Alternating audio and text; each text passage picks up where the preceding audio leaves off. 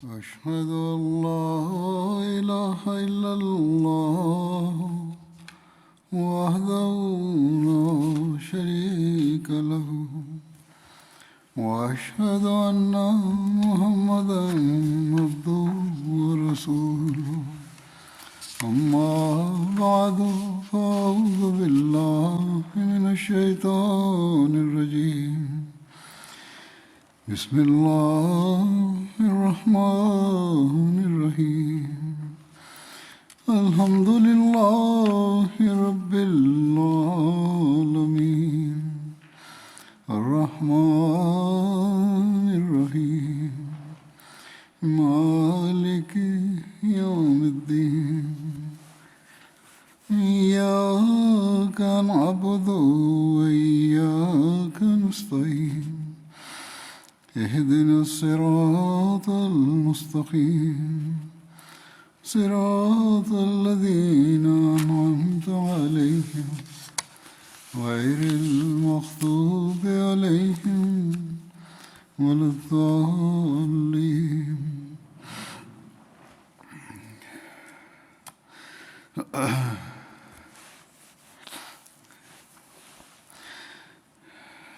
حضرت ابوبکر صدیق رضی اللہ عنہ کا ذکر ہو رہا تھا. اس میں حجۃ الوداع کے موقع پر اس طرح درج ہے کہ رسول اللہ صلی اللہ علیہ وسلم حجۃ الوداع کے لیے 10 ہجری جمعرات کے دن جب کہ ذی القعدہ کے 6 دن باقی تھے روانہ ہوئے. ایک قول کے مطابق ہفتہ کے دن روانہ ہوئے. بہرحال اس میں ایک روایت آتی ہے کہ حضرت اسماء بنت ابی بکر بیان کرتی ہیں کہ جب حضرت صلی اللہ علیہ وسلم نے حجۃ الوداع کا ارادہ فرمایا تو حضرت ابوبکر صدیق نے عرض کی یا رسول اللہ میرے پاس ایک اونٹ ہے, ہم اس پر اپنا زاد لاد لیتے ہیں. رسول اللہ صلی اللہ علیہ وسلم نے ارشاد فرمایا ایسا ہی کر لو. چنانچہ رسول اللہ صلی اللہ علیہ وسلم اور حضرت ابوبکر دونوں کے سامان کے لیے ایک ہی اونٹ تھا. آپ صلی اللہ علیہ وسلم نے کچھ آٹے اور کچھ ستو کا زاد راہ بنوایا اور حضرت ابوبکر کے اونٹ پر رکھ دیا. حضرت ابوبکر نے اسے اپنے غلام کے سپرد کر دیا.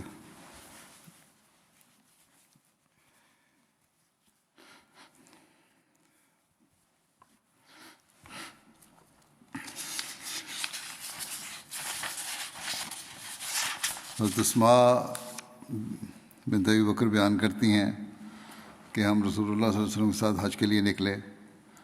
جب ہم عرش مقام پر تھے تو رسول اللہ صلی اللہ علیہ وسلم سواری سے اترے اور ہم بھی اترے.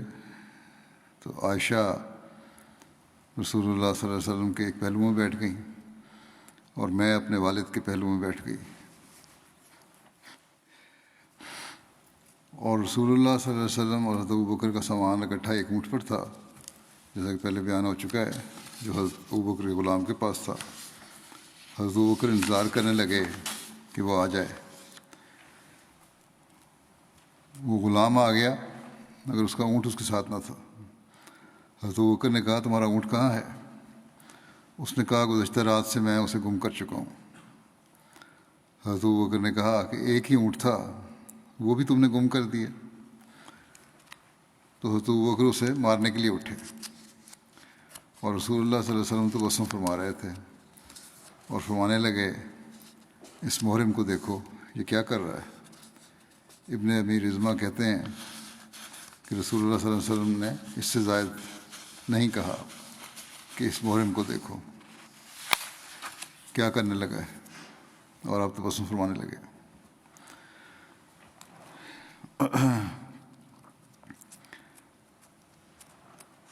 بہرحال جب بعض صحابہ کو معلوم ہوا کہ حضرت صلی اللہ علیہ وسلم کو زاد راہ گم ہو گیا ہے تو وہ ہیس لے کر آئے. ہیس ایک عمدہ حلوہ ہے جو کھجور اور آٹے اور مکھن سے تیار کیا جاتا ہے, اور حضرت صلی اللہ علیہ وسلم کے سامنے رکھ دیا. حضرت ابوبکر جو اپنے غلام پر غصہ کر رہے تھے ان سے حضرت صلی اللہ علیہ وسلم نے فرمایا اے ابوبکر نرمی اختیار کرو، یہ معاملہ نہ تمہارے اختیار میں ہے اور نہ ہمارے۔ اس غلام کی کوشش تو یقیناً یہی رہی ہوگی کہ اونٹ گم نہ ہو، لیکن گم ہو گیا۔ بہرحال آپ نے فرمایا کہ یہ ایک پاکیزہ غذا آ گئی ہے ہمارے لیے جو اللہ تعالیٰ نے بھیجی ہے، اور اس غلام کے ساتھ ہمارا جو کھانا تھا یہ اس کا بدل ہے۔ پھر حضرت صلی اللہ علیہ وسلم نے اور حضرت ابوبکر نے بھی وہ کھانا کھایا، اور ان لوگوں نے بھی کھایا جو ان دونوں کے ساتھ کھایا کرتے تھے، یہاں تک کہ سب سیر ہو گئے۔ اس کے بعد حضرت صفوان بن معطل پہنچے۔ ان کی ذمہ داری قافلے کے پیچھے چلنے کی تھی، ان کے سپرد یہی کام تھا، جیسا کہ افک کے واقعے میں بیان ہو چکا ہے کہ پیچھے سے دیکھتے تھے کوئی چیز رہ تو نہیں گئی۔ حضرت صفوان آئے تو اونٹ ان کے ساتھ تھا اور اس پر زیادہ راہ بھی موجود تھا۔ انہوں نے اونٹ کو حضرت صلی اللہ علیہ وسلم کے پڑاؤ کے دروازے پر لا کر بٹھایا۔ تب حضرت صلی اللہ علیہ وسلم نے ابوبکر سے فرمایا، دیکھو تمہارا سامان میں سے کچھ گم تو نہیں ہوا، تمہارے سامان میں سے کچھ گم تو نہیں ہوا؟ حضرت ابوبکر نے عرض کیا، سوائے ایک پیالے کے جس میں ہم پانی پیا کرتے تھے کوئی چیز گم نہیں ہوئی۔ اسی وقت غلام نے کہا کہ وہ پیالہ میرے پاس پہلے موجود ہے۔ حضرت ابوبکر صدیق رضی اللہ عنہ سے روایت ہے کہ حجۃ الوداع کے موقع پر آپ رسول اللہ صلی اللہ علیہ وسلم کے ساتھ حج کے لیے نکلے، اور آپ کے ساتھ آپ کی اہلیہ اسماء بنت امیس رضی اللہ عنہا بھی تھیں۔ بس جب وہ لوگ ذوالحلیفہ میں پہنچے تو وہاں اسماء کے ہاں محمد بن ابوبکر کی پیدائش ہوئی۔ ذوالحلیفہ مدینہ سے 6-7 میل کے فاصلے پر مقام ہے۔ بہرحال حضرت ابوبکر نبی اکرم صلی اللہ علیہ وسلم کے پاس آئے اور آپ صلی اللہ علیہ وسلم کو اس بات کی خبر دی کہ اس طرح پیدائش ہوئی ہے۔ تو رسول اللہ صلی اللہ علیہ وسلم آپ کو ارشاد فرمایا کہ اسماس کو کہیں کہ غسل کر لیں، پھر حج کا احرام باندھ لیں اور سب کام کرے جو دوسرے لوگ یعنی حاجی کرتے ہیں، سوائے اس کے کہ وہ بیت اللہ کا طواف نہ کریں۔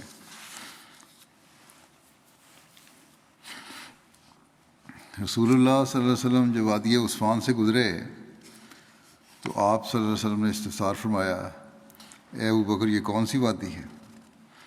ابوبکر نے جواب دیا، یہ وادی عثفان ہے۔ آپ نے فرمایا، یہاں سے حضرت ہود اور حضرت صالح 2 سرخ اونٹوں پر سوار، جن کی مہار کھجور کی چھال کی تھی، چوغا پہنے ہوئے اور اوپر سفید اور کالی نقشدار چادر اوڑھے ہوئے، تلبیح کہتے ہوئے بیت العتیق کے حج کے لیے گزرے تھے۔ حجۃ الوداع کے سفر میں جن لوگوں کے ساتھ قربانی کے جانور تھے ان میں حضرت ابوبکر صدیق بھی شامل تھے۔ حضرت ابوبکر بیان کرتے ہیں کہ میں نے حجۃ الوداع میں دیکھا کہ سہیل بن عمر ذبح کرنے کی جگہ پر کھڑے ہیں اور آپ صلی اللہ علیہ وسلم کے قربانی کے جانور کو رسول اللہ صلی اللہ علیہ وسلم کے قریب کر رہے ہیں۔ رسول اللہ صلی اللہ علیہ وسلم نے اپنے ہاتھ سے اس کو ذبح کیا، پھر سر منڈوانے والے کو بلایا اور اپنے بال منڈوائے۔ کہتے ہیں کہ میں نے سہیل کو دیکھا کہ حضرت صلی اللہ علیہ وسلم کے بال مبارک اپنی آنکھوں سے لگا رہا تھا۔ کہتے ہیں اس وقت مجھے یاد آ گیا کہ یہی سہیل صلح حدیبیہ کے وقت آپ کو بسم اللہ الرحمن الرحیم لکھنے سے روک رہا تھا، جو مائدہ پہ لکھی جانی تھی۔ کہتے ہیں حضرت ابوبکر کہ میں نے اللہ تعالیٰ کی حمد و ثنا بیان کی جس نے سہیل کو اسلام کی طرف ہدایت دی، اور پھر جب ہدایت دی تو پھر اخلاص و وفا میں بے انتہا بڑھے۔ نبی کریم صلی اللہ علیہ وسلم کی آخری بیماری کے دوران حضرت ابوبکر صدیق کا نمازیں پڑھانے کے بارے میں آتا ہے۔ حضرت عائشہ بیان فرماتی ہیں کہ رسول اللہ صلی اللہ علیہ وسلم نے اپنی بیماری میں فرمایا، ابوبکر سے کہو کہ لوگوں کو نمازیں پڑھائیں۔ حضرت عائشہ نے کہا، میں نے عرض کیا، حضرت ابوبکر جب آپ کی جگہ کھڑے ہوں گے تو رونے کی وجہ سے لوگوں کو سنا نہ سکیں گے، اس لیے آپ حضرت عمر کو کہیں کہ وہ لوگوں کو نمازیں پڑھائیں۔ حضرت عائشہ کہتی تھیں میں نے پھر حضرت حفصہ سے کہا کہ آپ صلی اللہ علیہ وسلم سے آپ کہیں کہ حضرت ابوبکر جب آپ کی جگہ کھڑے ہوں گے تو رونے کی وجہ سے لوگوں کو سنا نہیں سکیں گے، اس لیے آپ حضرت عمر سے کہیں کہ وہ لوگوں کو نماز پڑھا دیں۔ حضرت حفصہ نے ایسا ہی کیا تو رسول اللہ صلی اللہ علیہ وسلم نے فرمایا، ناراض ہوئے کہ خاموش رہو، تم تو یوسف والی عورتیں ہو، ابوبکر سے کہو وہی لوگوں کو نماز پڑھائیں۔ وفات سے قبل جب حضرت صلی اللہ علیہ وسلم بیمار تھے تو حضرت ابوبکر کی غیر موجودگی میں حضرت بلال نے حضرت عمر کو نماز پڑھانے کے لیے کہہ دیا۔ جب حجرے میں رسول اللہ صلی اللہ علیہ وسلم کو حضرت عمر کی آواز پہنچی تو آپ نے فرمایا ابوبکر کہاں ہیں؟ اللہ اور مسلمان یہ بات ناپسند کرتے ہیں کہ ابوبکر کے علاوہ کوئی اور نماز پڑھائے۔ پھر حضرت ابوبکر کو بلایا گیا تو وہ اس وقت پہنچے جب حضرت عمر نماز پڑھا چکے تھے۔ اس کے بعد رسول اللہ صلی اللہ علیہ وسلم کی بیماری کے دوران اور آپ کی وفات تک حضرت ابوبکر ہی نماز پڑھاتے رہے۔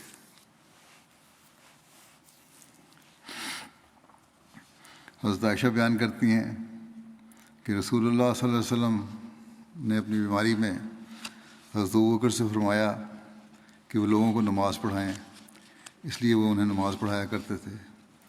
عروہ کہتے تھے کہ رسول اللہ صلی اللہ علیہ وسلم نے اپنی بیماری میں کچھ تخفیف محسوس کی تو آپ صلی اللہ علیہ وسلم باہر تشریف لائے، مسجد میں آئے، کیا دیکھتے ہیں کہ حضرت ابوبکر آگے کھڑے ہو کر لوگوں کو نماز پڑھا رہے ہیں۔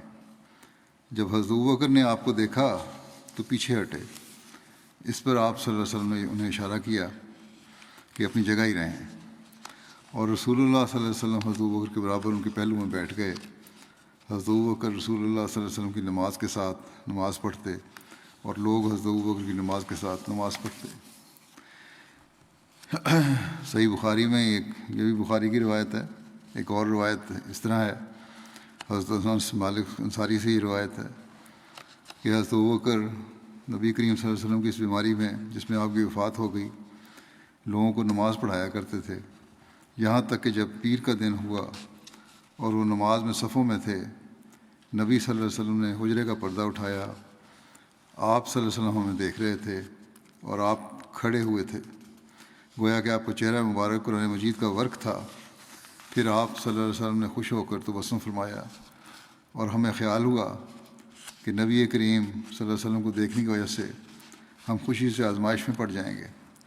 اتنے میں حضرت ابوبکر اپنی ایڑیوں کے بل پیچھے ہٹے تا وہ صف میں مل جائیں اور وہ سمجھے کہ نبی صلی اللہ علیہ وسلم نماز کے لیے باہر تشریف لا رہے ہیں، مگر نبی صلی اللہ علیہ وسلم نے اشارہ فرما کر اپنی یہی کہا کہ نماز پوری کرو اور پردہ ڈال دیا اور آپ اسی دن فوت ہو گئے۔ حضرت مسلم موعود پہلی روایت کے مطابق ایک جگہ بیان فرماتے ہیں کہ حضرت عائشہ فرماتی ہیں کہ جب آپ مرض الموت میں مبتلا ہوئے تو بوجہ سخت ذوف کے نماز پڑھانے پر قادر نہ تھے، اس لیے آپ نے حضرت ابوبکر کو نماز پڑھانے کا حکم دیا۔ جب حضرت ابوبکر نے نماز پڑھانی شروع کی تو آپ نے کچھ آرام محسوس کیا اور نماز کے لیے نکلے۔ حضرت عائشہ فرماتی ہیں کہ حضرت ابوبکر کو نماز پڑھانے کا حکم دینے کے بعد جب آپ نماز شروع ہو گئی تو آپ نے مرض میں کچھ خفت محسوس کی، بس آپ نکلے کہ دو آدمی آپ کو سہارا دے کر لے جا رہے تھے۔ اس وقت کہتی ہیں کہ اس وقت میری آنکھوں کے سامنے نظارہ ہے کہ شدت درد کی وجہ سے آپ صلی اللہ علیہ وسلم کے قدم زمین سے چھوتے جاتے تھے۔ آپ کو دیکھ کر حضرت ابوبکر نے ارادہ کیا کہ پیچھے ہٹائیں۔ اس ارادے کو معلوم کر کے رسول کریم صلی اللہ علیہ وسلم نے ابوبکر کی طرف اشارہ فرمایا کہ اپنی جگہ پر رہو۔ پھر آپ کو وہاں لایا گیا اور آپ صلی اللہ علیہ وسلم حضرت ابوبکر کے پاس بیٹھ گئے۔ اس کے بعد رسول کریم صلی اللہ علیہ وسلم نماز پڑھنی شروع کی اور حضرت ابوبکر نے آپ کی نماز کے ساتھ نماز پڑھنی شروع کی اور باقی لوگ حضرت ابوبکر کی نماز کی اتباع کرنے لگے۔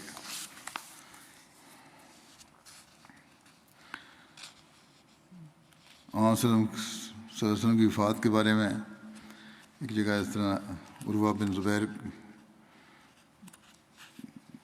نے نبی صلی اللہ علیہ وسلم کی زوجہ مطہرہ حضرت عائشہ سے روایت کی ہے کہ رسول اللہ صلی اللہ علیہ وسلم فوت ہو گئے اور حضرت ابوبکر اس وقت سنا میں تھے، یعنی گوائے سنا مضافات میں۔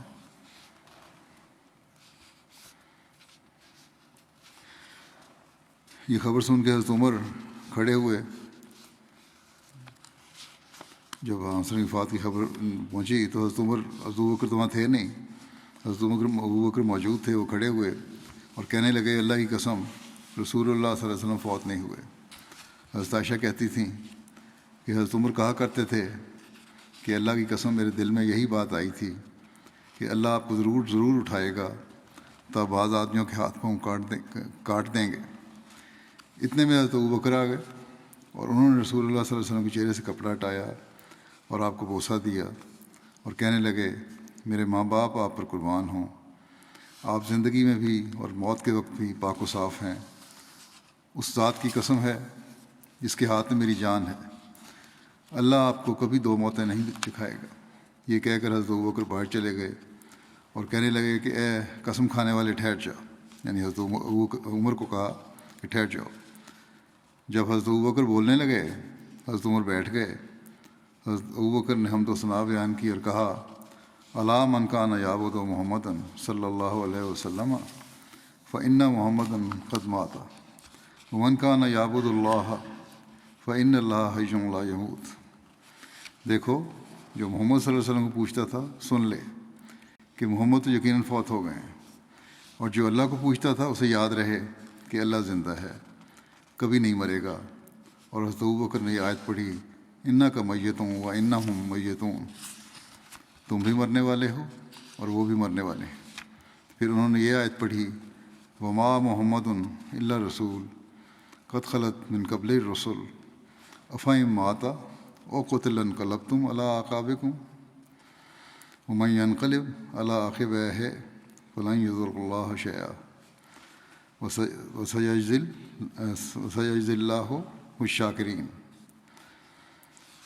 کہ محمد صرف ایک رسول ہیں، آپ سے پہلے سب رسول فوت ہو چکے ہیں، تو پھر کیا اگر آپ فوت ہو جائیں یا قتل کیے جائیں تو تم اپنی ایڑیوں کے بل پھر جاؤ گے، اور جو کوئی اپنی ایڑیوں کے بل پھر جائے تو وہ اللہ کو ہرگز نقصان نہ پہنچا سکے گا، اور ان قریب اللہ شکر کرنے والوں کو بدلہ دے گا۔ راوی کہتے ہیں کہ سن کر لوگ اتنا روئے کہ ہچکیاں بن گئیں۔ حضرت ابن عباس کہتے ہیں کہ اللہ کی قسم ایسا معلوم ہوا کہ گویا لوگ اس وقت تک کہ حضرت ابوبکر نے وہ آیت پڑھی جانتے ہی نہ تھے کہ اللہ نے یہ آیت نازل بھی کی تھی، گویا تمام لوگوں نے ان سے یہ آیت سیکھی۔ پھر لوگوں میں سے جس آدمی کو بھی میں نے سنا یہی آیت پڑھ رہا تھا۔ راوی کہتے ہیں سعید بن مسیب نے مجھے بتایا کہ حضرت عمر نے کہا اللہ کی قسم جو ہی کہ میں نے ابوبکر کو یہ آیت پڑھتے سنا میں اس قدر گھبرایا کہ دہشت کے مارے میرے پاؤں مجھے سنبھال نہ سکے اور میں زمین پر گر گیا۔ جب میں نے حضرت عمر کو یہ آیت پڑھتے سنا میں نے جان لیا کہ نبی صلی اللہ علیہ وسلم فوت ہو گئے۔ حضرت عبداللہ بن عمر بیان کرتے ہیں کہ حضرت ابوبکر حضرت عمر کے پاس سے گزرے اس حال میں کہ حضرت عمر یہ کہہ رہے تھے کہ رسول اللہ صلی اللہ علیہ وسلم فوت نہیں ہوئے اور اس وقت تک فوت نہیں ہوں گے جب تک کہ اللہ منافقوں کو قتل نہ کر دے۔ حضرت عبداللہ بن عمر کہتے ہیں کہ وہ یعنی صحابہ یہ سن کر خوشی کا اظہار کرتے تھے اور اپنے سروں کو اٹھاتے تھے، تو حضرت ابوبکر نے فرمایا اے شخص یقیناً رسول اللہ صلی اللہ علیہ وسلم فوت ہو گئے ہیں۔ حضرت عمر کو مخاطب کیا، کہا یقیناً رسول اللہ صلی اللہ علیہ وسلم فوت ہو گئے ہیں، کیا تو نے نہیں سنا کہ اللہ تعالیٰ فرماتا ہے کہ انک میتون و انہم میتون،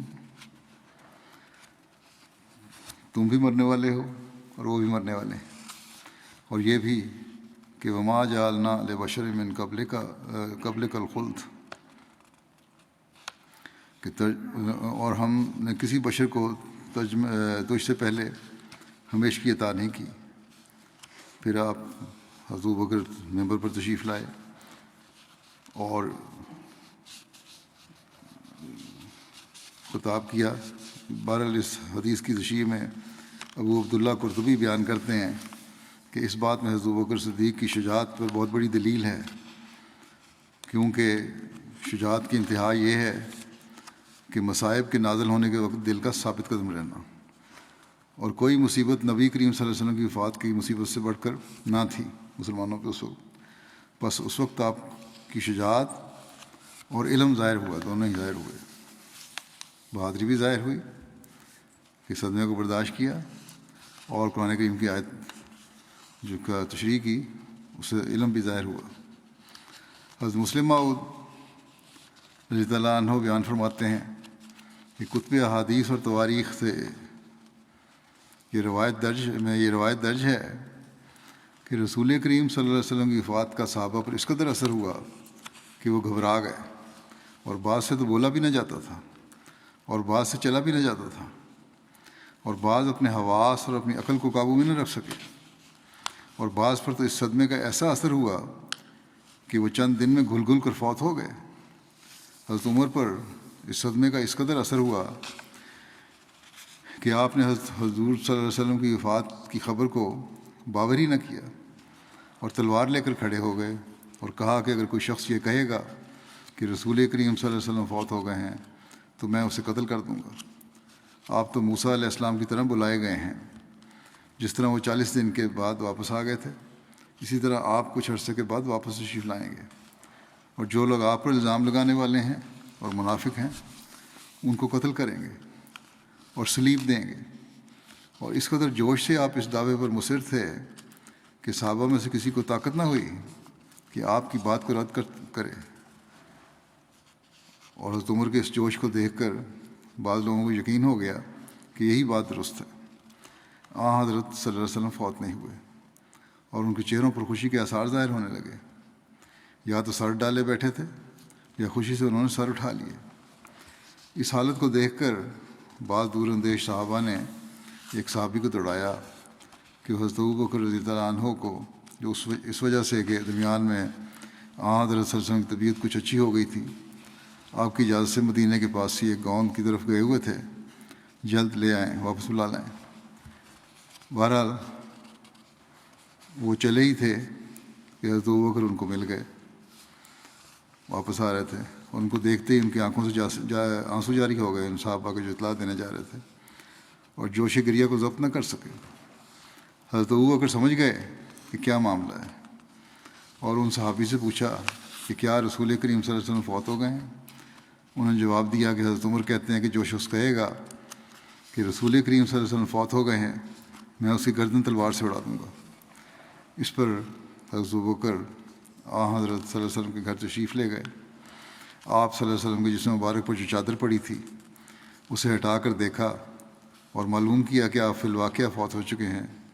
اپنے محبوب کی جدائی کے صدمے سے ان کے آنسو جاری ہو گئے، اور نیچے جھک کر حضرت ابوبکر آپ صلی اللہ علیہ وسلم کی پیشانی پر حضرت ابوبکر نے بوسہ دیا اور کہا کہ بخدا اللہ تعالیٰ تجھ پر 2 موتیں جمع نہیں کرے گا۔ تیری موت سے دنیا کو وہ نقصان پہنچا ہے جو کسی نبی کی موت سے نہیں پہنچا تھا۔ تیری ذات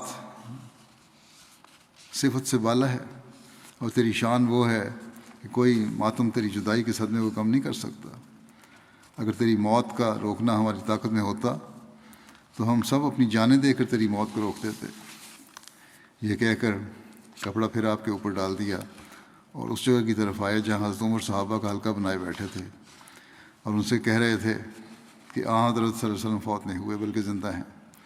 وہاں آ کر آپ نے حضرت عمر سے کہا کہ آپ ذرا چپ ہو جائیں، مگر انہوں نے ان کی بات نہ مانی اور اپنی بات کرتے رہے۔ اس پر حضرت ابوبکر نے ایک طرف ہو کر لوگوں سے کہنا شروع کیا کہ رسول کریم صلی اللہ علیہ وسلم در حقیقت فوت ہو چکے ہیں۔ صحابہ کرام نے حضرت عمر کو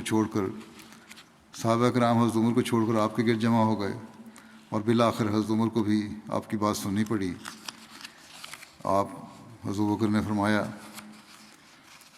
جس میں پہلے ذکر ہو چکا ہے کہ وما محمد الا رسول قد خلت من قبلہ الرسل افإن مات او قتل انقلبتم علی اعقابکم انک میتم انا کا میتوں و انہم میتون یا ایھا الناس من کان یعبد محمدا فإن محمدا قد مات ومن کان یعبد اللہ فإن اللہ حی لا یموت، یعنی محمد صلی اللہ علیہ وسلم بھی ایک رسول ہیں، آپ صلی اللہ علیہ وسلم سے پہلے سب رسول فوت ہو چکے ہیں، پھر اگر آپ فوت ہو جائیں یا قتل ہو جائیں تو کیا تم لوگ اپنی ایڑیوں کے بل پھر جاؤ گے؟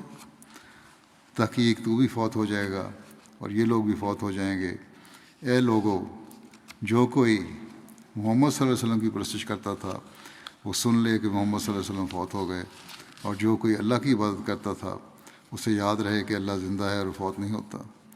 جب آپ حضرت بکر نے مذکورہ والا دونوں آیات پڑھیں اور لوگوں کو بتایا کہ رسول اللہ صلی اللہ علیہ وسلم فوت ہو چکے ہیں تو صحابہ پر حقیقت آشکار ہوئی اور وہ بے اختیار رونے لگے۔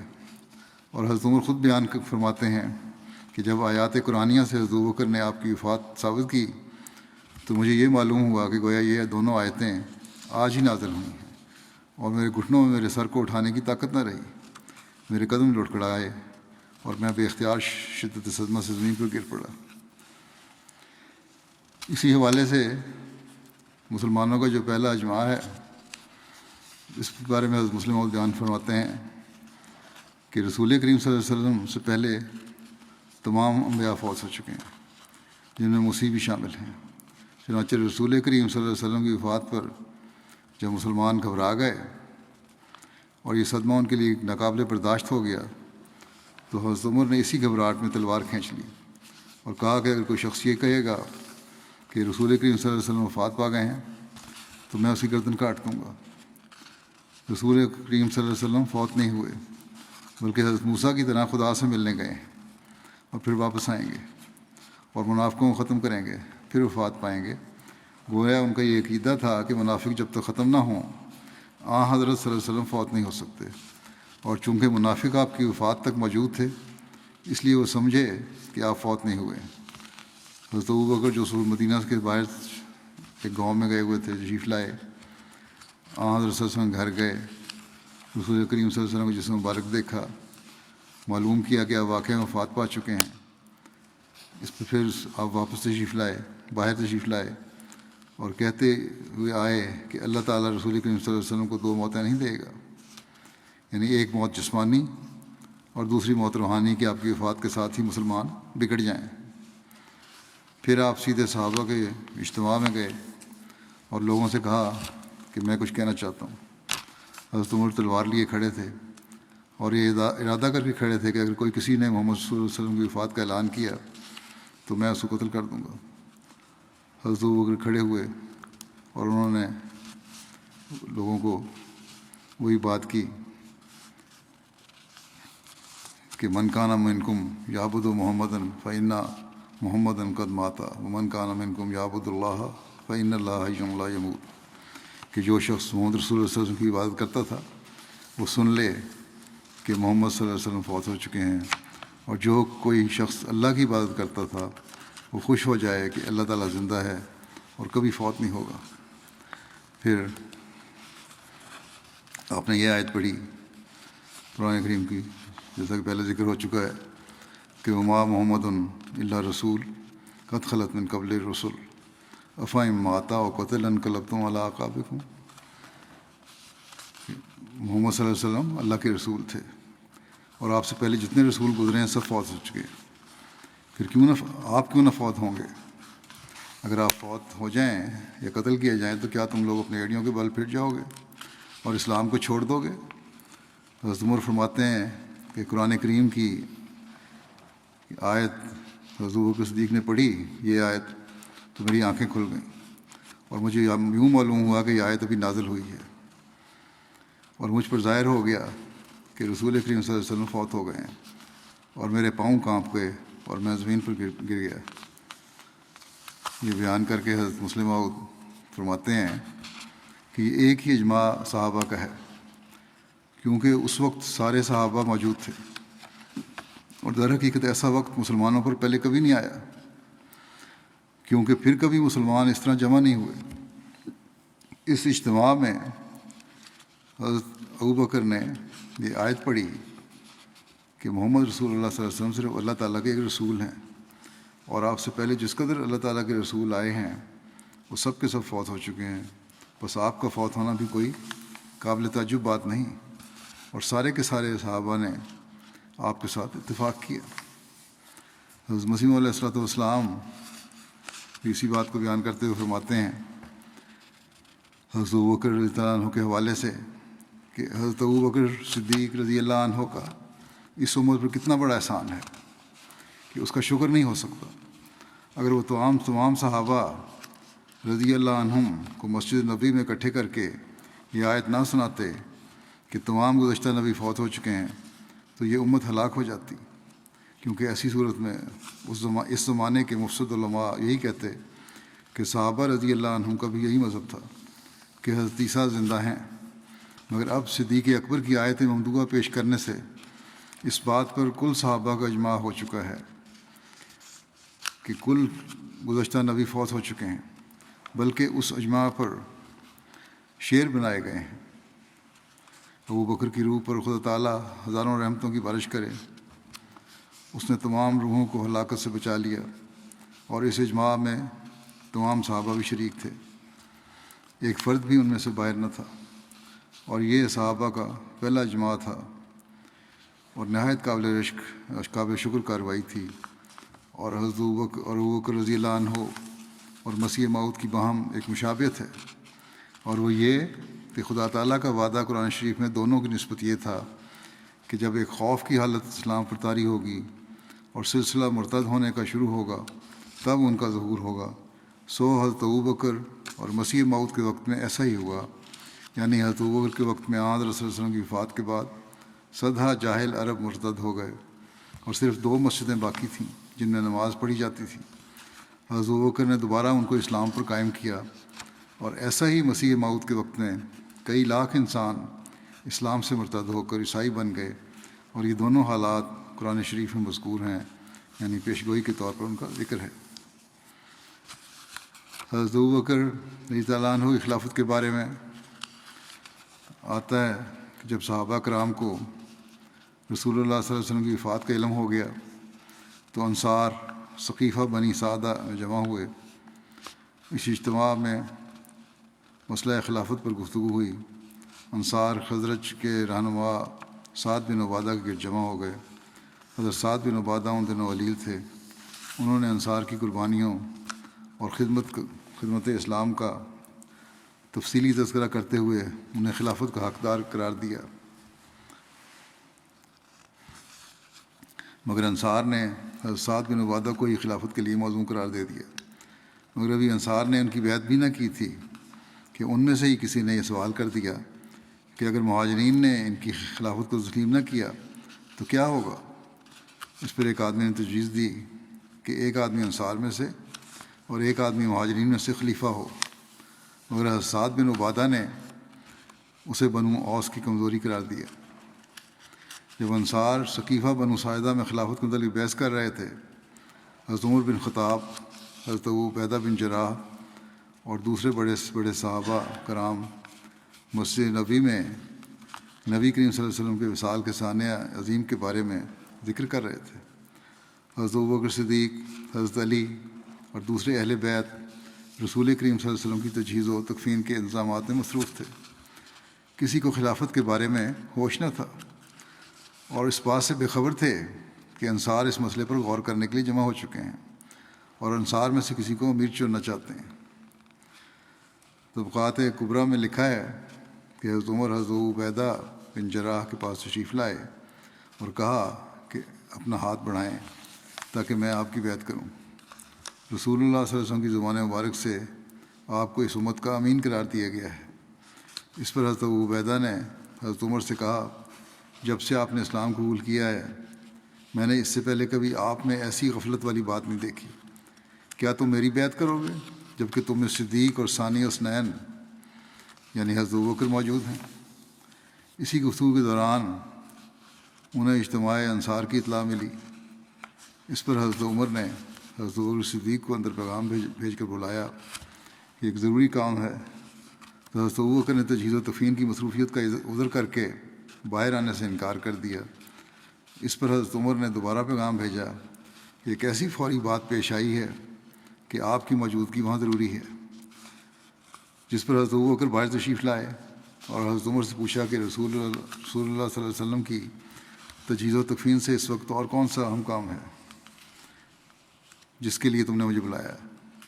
حضرت عمر نے کہا، آپ کو پتہ ہے کہ انصار ثقیفہ بنو ساعدہ میں جمع ہیں اور ارادہ کر رہے ہیں کہ حضرت سعد بن عبادہ کو خلیفہ بنا دیں۔ ان میں سے ایک شخص نے یہ کہا کہ ایک امیر ہم میں سے ہو اور ایک امیر قریش میں سے۔ یہ سنتے ہی حضرت ابوبکر صدیق، حضرت عمر اور حضرت ابو عبیدہ کے ہمراہ ثقیفہ بنو ساعدہ پہنچے۔ وہاں بھی بحث جاری تھی۔ حضرت ابوبکر صدیق، حضرت عمر اور حضرت ابو عبیدہ ان کے درمیان جا کر بیٹھ گئے۔ ایک روایت میں ہے، حضرت عمر فرماتے ہیں کہ ہم انصار کی طرف چل پڑے۔ جب ہم ان سے قریب پہنچے، ان میں سے 2 صالح آدمیوں اویم بن ساعدہ اور معان بن عدی سے ملاقات ہوئی۔ ان دونوں نے انصار کے عزائم سے ان کو مطلع کیا، پھر سوال کیا، آپ لوگ کہاں جا رہے ہیں؟ ہم نے کہا، ہم اپنے ان انصاری بھائیوں کے پاس جا رہے ہیں۔ ان دونوں نے کہا، ان کے پاس جانا ضروری نہیں، آپ لوگ خود معاملہ طے کر لیں۔ کہتے ہیں، میں نے کہا، اللہ کی قسم، ہم ضرور ان کے پاس جائیں گے۔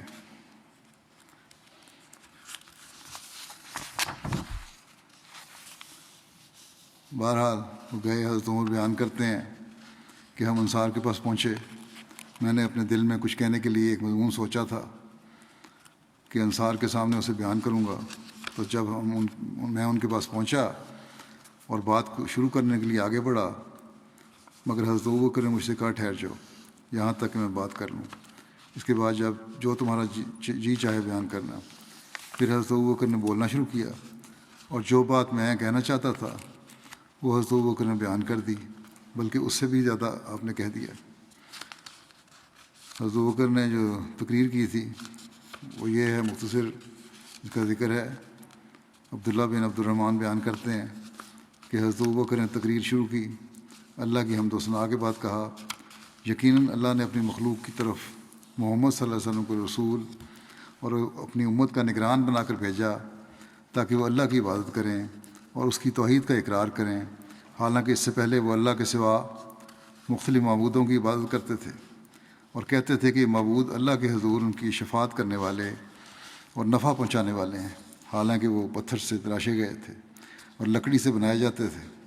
پھر آپ ابوبکر نے یہ آیت پڑھی کہ وَيَعْبُدُونَ مِن دُونِ اللَّهِ مَا لَا يَضُرُّهُمْ وَلَا يَنفَعُهُمْ وَيَقُولُونَ هَؤُلَاءِ شُفَعَاؤُنَا عِندَ اللَّهِ، اور وہ اللہ کے سوا اس کی عبادت کرتے ہیں جو نہ انہیں نقصان پہنچا سکتا ہے اور نہ نفع پہنچا سکتا ہے، اور وہ کہتے ہیں کہ سب اللہ کے حضور ہماری شفاعت کرنے والے ہیں۔ مَا نَعْبُدُهُمْ إِلَّا لِيُقَرِّبُونَا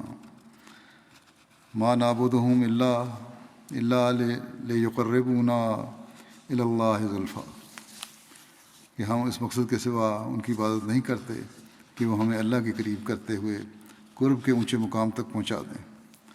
عربوں کو یہ بات گراں گزری کہ وہ اپنے آباء و اجداد کے دین کو ترک کر دیں۔ حضرت عمر نے فرمایا یہ آیتیں پڑھ کے کہ عربوں کو یہ بات گراں گزری کہ وہ اپنے آباء و اجداد کے دین کو ترک کر دیں، پس اللہ نے آپ صلی اللہ علیہ وسلم کی قوم میں سے اولین مہاجرین کو رسول کریم صلی اللہ علیہ وسلم کی تصدیق کے لیے اور آپ صلی اللہ علیہ وسلم پر ایمان لانے کے لیے اور آپ صلی اللہ علیہ وسلم کی غمگساری کے لیے اور آپ صلی اللہ علیہ وسلم کے ساتھ اپنی قوم کی سخت ازار رسانی اور تکذیب کے وقت ڈٹے رہنے کے لیے خاص کر لیا۔ حالانکہ تمام لوگ ان کے مخالف تھے اور ان پر ظلم کرتے تھے، مگر باوجود اپنی کم تعداد کے اور تمام لوگوں کے ظلم اور اپنی قوم کے ان کے خلاف اکٹھے ہو جانے کے وہ کبھی خوفزدہ نہیں ہوئے، اور وہ پہلے تھے جنہوں نے زمین میں اللہ کی عبادت کی اور اللہ اور اس کے رسول صلی اللہ علیہ وسلم پر ایمان لائے، اور وہ رسول اللہ صلی اللہ علیہ وسلم کے دوست اور خاندان والے ہیں، اور آپ صلی اللہ علیہ وسلم کے بعد لوگوں میں سے اس منصب کے سب سے زیادہ حقدار ہیں۔ اس معاملے میں سوائے ظالم کے اور کوئی ان سے تنازع نہیں کرے گا۔ اے انصار کے گروہ، اور تم وہ ہو جن کی دین میں فضیلت اور اسلام میں سبقت لے جانے کے متعلق انکار نہیں کیا جا سکتا۔ اللہ کے دین اور اس کے رسول صلی اللہ علیہ وسلم کی مددگار بننے کی وجہ سے اللہ تم سے راضی ہو گیا، اور اس نے رسول اللہ صلی اللہ علیہ وسلم کی ہجرت بھی تمہاری طرف ہی رکھی۔ آپ کی اکثر ازواج اور اصحاب تمہارے یہاں رہتے ہیں۔ مہاجرین اولین کے بعد ہمارے نزدیک تمہارے مرتبہ کا کوئی بھی نہیں۔ امیر ہم میں ہوں گے اور تم وزیر۔ ہر اہم معاملے میں تم سے مشورہ لیا جائے گا اور تمہارے بغیر اہم معاملات کے متعلق فیصلہ نہیں کریں گے۔ حضرت ابوبکر نے ثقیفہ بنو ساعدہ میں جو تقریر کی تھی، سیرت حلبیہ میں اس کا ذکر اس طرح ملتا ہے، آپ نے فرمایا اما بعد، جہاں تک خلافت کا معاملہ ہے تو عرب کے لوگ اس کو سوائے قریش کے کسی دوسرے قبیلے کے لیے قبول نہیں کریں گے۔ قریش کے لوگ اپنے حسب و نسب کے اعتبار سے اور اپنے وطن کے اعتبار سے جو مکہ ہے سب سے افضل اور اعلیٰ ہیں۔ ہم نسب میں تمام عربوں سے جڑے ہوئے ہیں، کیونکہ کوئی بھی قبیلہ ایسا نہیں جو کسی نہ کسی طرح قریش سے رشتہ و قرابت نہ رکھتا ہو۔ ہم مہاجرین وہ لوگ ہیں جنہوں نے سب سے پہلے اسلام قبول کیا۔ ہم ہی آن حضرت صلی اللہ علیہ وسلم کی برادری اور خاندان کے لوگ اور آپ کے رحمی رشتہ دار ہیں۔ ہم اہل نبوت ہیں اور خلافت کے حقدار ہیں۔ انہی واقعات کا ذکر کرتے ہوئے امام احمد بن حنبل نے اپنی مسند میں حضرت ابوبکر کا کردار بیان کیا ہے، اور یہ بیان کرنے کے بعد کہ حضرت ابوبکر نے آن حضرت صلی اللہ علیہ وسلم کی وفات پر آ کر مسلمانوں میں تقریر کی اور آپ کی وفات کا اعلان کیا، پھر بیان ہوا ہے، راوی کہتے ہیں کہ اس کے بعد تقریر کرنے کے بعد اور وفات کا اعلان کرنے کے بعد حضرت ابوبکر اور حضرت عمر رضی اللہ عنہما تیزی کے ساتھ ثقیفہ بنو ساعدہ کی طرف روانہ ہوئے۔ یہاں تک کہ ان کے پاس پہنچے تو حضرت ابوبکر نے گفتگو شروع کی، اور آپ نے قرآن کریم میں انصار کی بابت جو کچھ نازل ہوا اس میں سے کچھ نہ چھوڑا، اور نبی کریم صلی اللہ علیہ وسلم نے انصار کی فضیلت کے بارے میں جو کچھ فرمایا تھا وہ سب بیان کیا۔ پھر آپ ابوبکر نے فرمایا تم لوگوں کو علم ہے کہ رسول اللہ صلی اللہ علیہ وسلم نے فرمایا تھا کہ اگر لوگ ایک وادی میں چلیں اور انصار دوسری وادی میں تو میں انصار کی وادی میں چلوں گا۔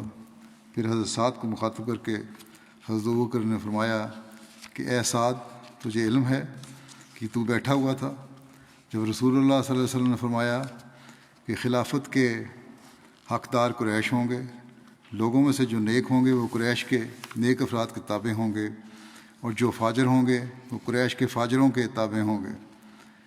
حضرت سعد نے کہا کہ آپ نے سچ کہا، ہم وزیر ہیں اور آپ لوگ عمراء ہیں۔ ذکر انشاءاللہ آئندہ چلتا رہے گا۔ موجودہ جو دنیا کے حالات ہیں اس بارے میں بھی دعا کے لیے کہنا چاہتا ہوں، انتہائی خطرناک ہو چکے ہیں اور ہو سکتے ہیں بڑھتے جا رہے ہیں۔ یہ صرف ایک ملک نہیں بلکہ بہت سے ممالک اس میں شامل ہو جائیں گے اگر یہ اسی طرح بڑھتا رہا، اور پھر اس کا اثر نسلوں تک رہے گا اس کی خوفناک انجام کا۔ خدا کرے کہ لوگ خدا تعالیٰ کو پہچاننے والے ہوں اور اپنی دنیاوی خواہشات کی تسکین کے لیے انسانوں کی جانوں سے نہ کھیلیں۔ بہرحال ہم تو دعا کر سکتے ہیں اور کرتے ہیں، سمجھا سکتے ہیں اور سمجھاتے ہیں، اور ایک عرصے سے ہم یہ کام کر رہے ہیں، لیکن بہرحال ان دنوں میں خاص طور پر احمدیوں کو بہت دعا کرنی چاہیے۔ اللہ تعالیٰ جنگ کی جو حالات ہیں، خوفناک حالات اور تباہ کاریاں جو ہیں، جو ان کا تصور بھی انسان نہیں کر سکتا، ایسی تباہ کاریاں ہو سکتی ہیں، اللہ تعالیٰ ان سے انسانیت کو بچا کے رکھے۔ نماز کے بعد میں ایک جنازہ غائب بھی پڑھاؤں گا جو مکرم خوشی محمد شاکر صاحب مربی سلسلہ کا ہے۔ گزشتہ دنوں میں ان کی وفات ہوئی 69 سال کی عمر میں۔ انا للہ و انا الیہ راجعون۔ اللہ تعالیٰ کے فضل سے موسی تھے۔ ان کے خاندان میں احمدیت کا نفوذ ان کے دادا حضرت مولوی کریم بخش صاحب صحابی حضرت مسیح علیہ السلام کے ذریعے سے ہوا۔ انہوں نے تعاون کا نشان دے کر بیعت کی تھی۔ اس طرح حضرت مولوی کریم بخش صاحب کی اہلیہ فضل بی بی صاحبہ کے بھائی حضرت حاجی محمد عبداللہ صاحب نے بھی حضرت اقدس مسیح موعود علیہ السلام کی ہاتھ پر بیعت کی سعادت حاصل کی تھی۔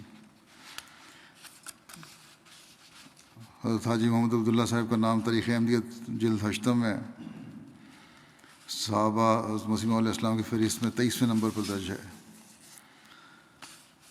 بہرحال خوشی محمد شاکر صاحب کا جہاں تک ذکر ہے، یہ 1969 میں انہوں نے میٹرک کا امتحان پاس کیا، زندگی وقف کی، جامعہ احمدیہ میں داخل ہوئے۔ 1977 میں جامعہ سے شہادت کی ڈگری حاصل کی۔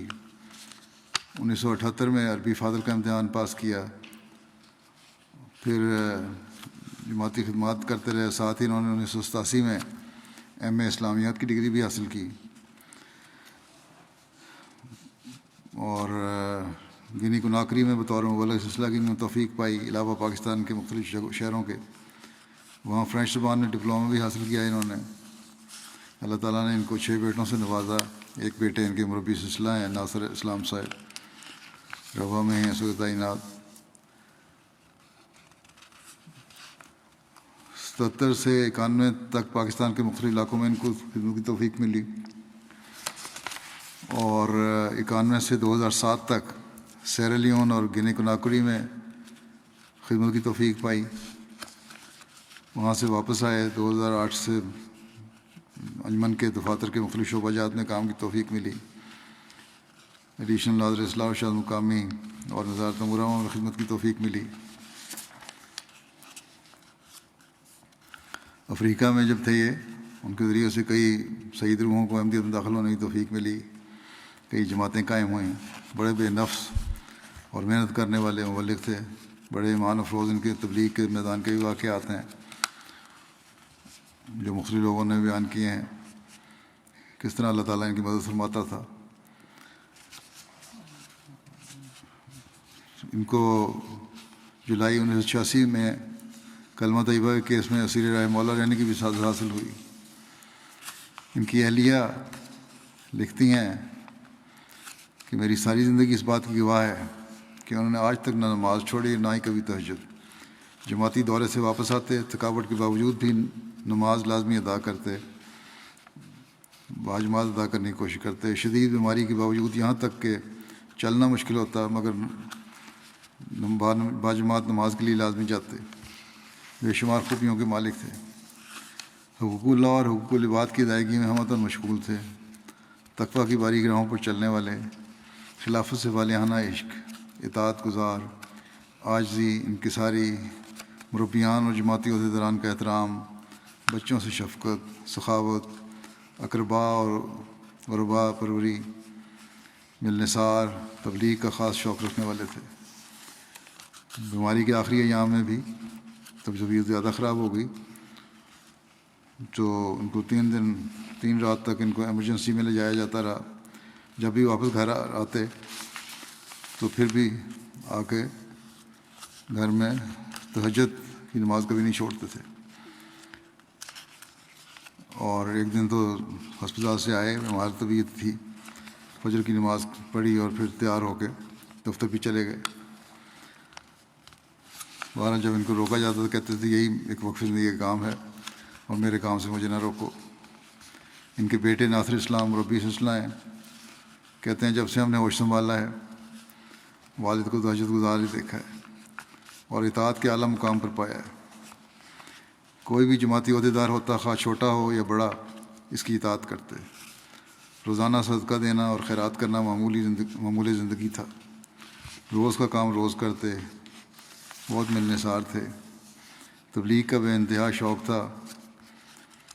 تو کہتے ہیں خاکسار نے اپنے والد کو نماز پر جاتے ہوئے واپسی پر یا صبح کی سیر پر، سفر کے دوران افریقہ میں یا کسی ہوٹل میں بیٹھے ہوئے تو وہاں کھانے کھاتے وقت یا انتظار گاہ میں اگر کہیں بیٹھے ہیں ویٹنگ روم میں، تو وہاں انتظار کرتے وقت پولیس افسر ہوں یا ملٹری کے افسر ہوں، جن کو بھی ملتے ان کو تبلیغ کرتے اور کوئی موقع ہاتھ سے نہ جانے دیتے۔ اور کئی نظر آ جاتا ہے کوئی شخص تو ہم کہا کرتے تھے اب یہ آدمی نظر آ گیا ہمارے ابا کو، اب اس سے جان نہیں چھڑوا سکتا، ان کو تبلیغ کر کے چھوڑیں گے۔ پھر کہتے ہیں کہ ایک بھائی بیٹے ان کے والد صاحب نے بتایا کہ افریقہ میں تبلیغ کے حوالے سے کافی مسائل سامنے آ رہے تھے، کافی دعائیں کیں، تہجد پڑھی تو سجدے میں آواز آئی، میری سرشت میں ناکامی کا خمیر نہیں ہے۔ کہتے ہیں اس کے بعد اگلے دن جو روک تبلیغ کے حوالے سے تھی وہ دور ہو گئی۔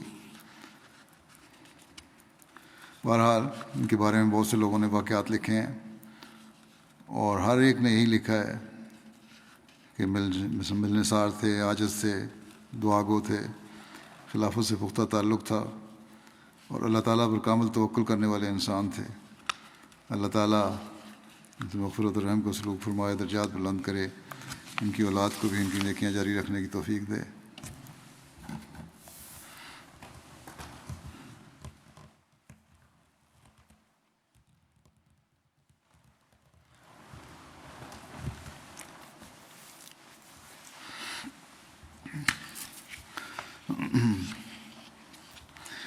الحمد لله نحمده ونستعينه ونستغفره ونؤمن به ونتوكل عليه ونعوذ بالله من شرور أنفسنا ومن سيئات أعمالنا من يهده الله فلا مضل له ومن يضلل فلا هادي له ونشهد أن لا إله إلا الله ونشهد أن محمدا عبده ورسوله عباد الله رحمكم الله إن الله يأمر بالعدل والإحسان وإيتاء ذي القربى وينهى عن الفحشاء والمنكر والبغي يعظكم لعلكم تذكرون اذكروا الله يذكركم وادعوه يستجب لكم ولذكر الله أكبر